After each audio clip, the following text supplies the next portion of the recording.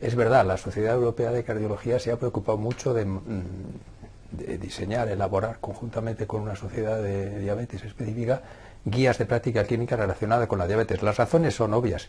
La diabetes es una enfermedad frecuentísima en los pacientes cardiópatas. De hecho, casi la mitad de los pacientes que atendemos son o van a ser diabéticos próximamente. Además, la diabetes se relaciona con casi todos los factores de riesgo. Por supuesto, se multiplica con el tabaco, tiene mucha relación con la tensión, hay una dislipidemia específica del diabético que es muy dañina, etcétera, y además se relaciona con las propias enfermedades cardiovasculares, no digamos con la cardiopatía isquémica, el infarto, etcétera, sino también con la fibrilación auricular, la insuficiencia cardíaca a través de la miocardiopatía diabética, determinadas arritmias, la cardiopatía hipertensiva, en fin. La diabetes es muy dañina y muy frecuente y por lo tanto es lógico que la Sociedad Europea de Cardiología se preocupe de que sus socios se formen en el conocimiento y en el tratamiento de esta enfermedad.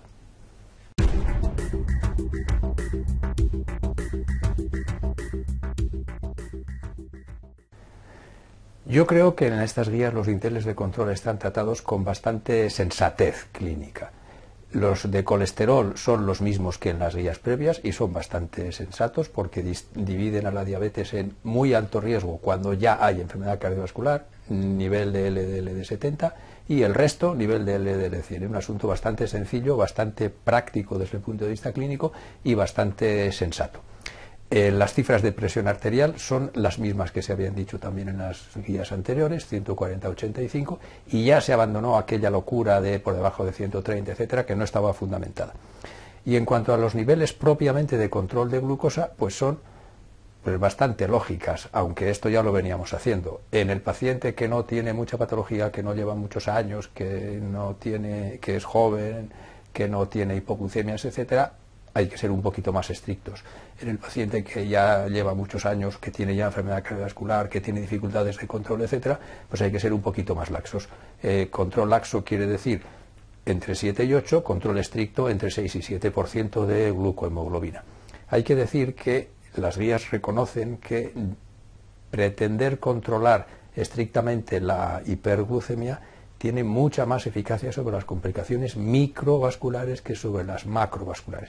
Pero también las macrovasculares pueden prevenirse si el control es estricto precoz, es decir, al principio de la evolución de la diabetes. Cuando un paciente ya lleva muchos años de evolución de la diabetes, ya el control de la glucosa influye poco sobre las complicaciones microvasculares. Pero en fin, por eso digo que los dinteles que sugieren estas guías son bastante sensatos y bastante fáciles de aplicar.